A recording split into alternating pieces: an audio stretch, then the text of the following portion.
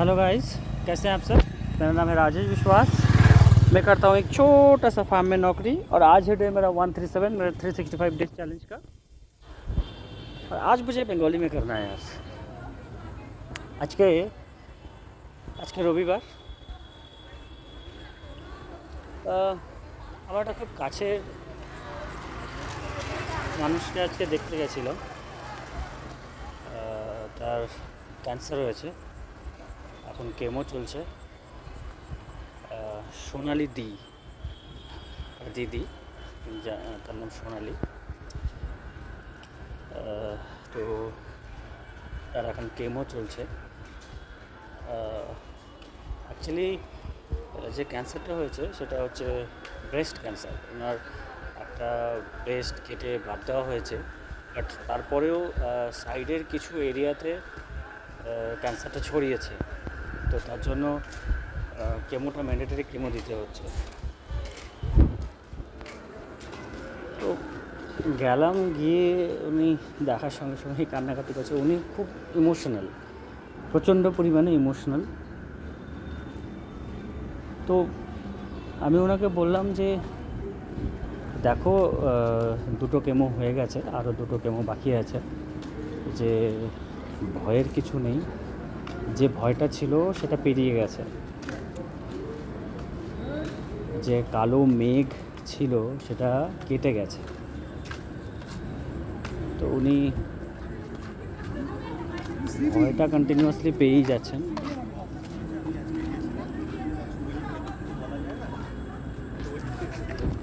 ওনাকে আমি বললাম যে দিদি, এখনও অনেকটা পথ চলা বাকি, এখনও অনেকটা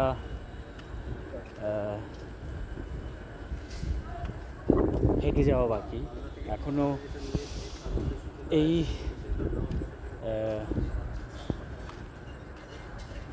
ধরণীতে কাঁথাগুচ্ছিক জিনিস দেখার বাকি, জানার বাকি। তো উনি আবার কেঁদে দিলেন, বললেন যে আমার আর কিছু দেখার নেই, যা সব দেখা হয়ে গেছে। আমি বললাম যে তোমার মনের যে ইচ্ছেটা আছে না, সেই ইচ্ছেটা অনেক বেশি দরকারি, খুব খুব খুব বেশি প্রয়োজন। কারণ প্রায় 99% ডাক্তাররা বলেন যে রোগীর ইচ্ছে শক্তিটা খুব অনেক বেশি গুরুত্বপূর্ণ।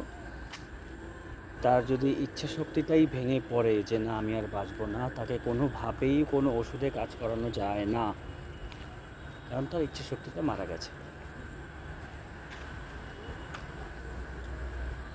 তখন একটা কোশ্চেন আমার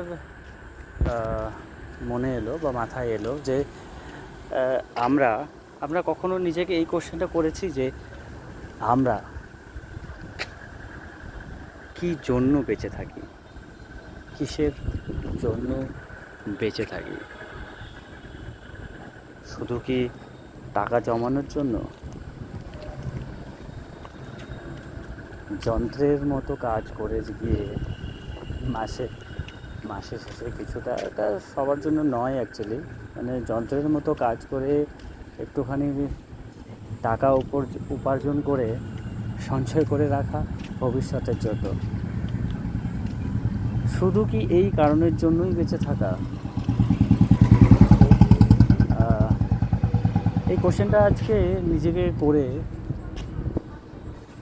কেমন যেন বোকা হয়ে গেলাম। সত্যি কথা বলতে আমি এখনও খুঁজে পাইনি যে আমি কে, মানে আমার বাঁচার লক্ষ্যটা কিসের জন্য। কারণ আমি ছোটোবেলা থেকে এটাই জেনে এসেছি যে সবারই কোনো না কোনো পারপাস আছে, মানে কারণ আছে এই ভূপৃষ্ঠে আসার। কিছু না কিছু কাজ তার আছে, যেটা যতক্ষণ না হবে ততক্ষণ তার ছুটি হবার নয়। সো আমি এখনও বুঝে উঠতে পারিনি যে আমার কাজটা কী। হয়তো সময় আরও আছে, আমি হয়তো জানতে পারবো ভবিষ্যতে। কিন্তু সত্যি কথা বলতে এই কোশ্চেনটা আমার মনে বারবার আসে যে আমি কে, কিসের জন্য বেঁচে আছি?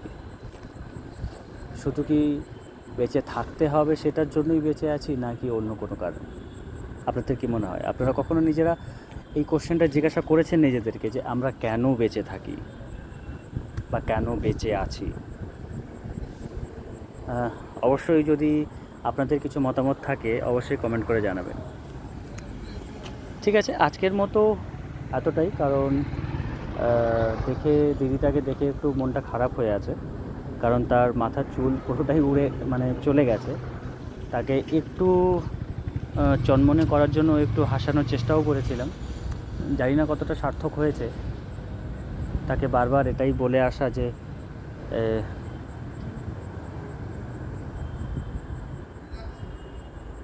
আকাশের যে কালো মেঘটা ছিল সেটা কেটে গেছে। এখন সূর্য পরিষ্কার আকাশে সূর্য ওঠার সময়, ঝলমলে দিনটাকে উপভোগ করার সময়।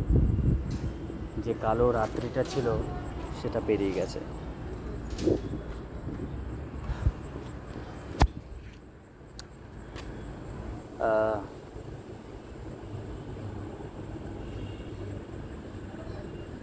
সবশেষে একটাই কথা বলার, ভালো থাকুন, সুস্থ থাকুন। কারণ ভালো থাকাটাই বোধহয় সব থেকে বেশি প্রয়োজনীয় সব কিছুর ঊর্ধ্বে। ভালো থাকবেন।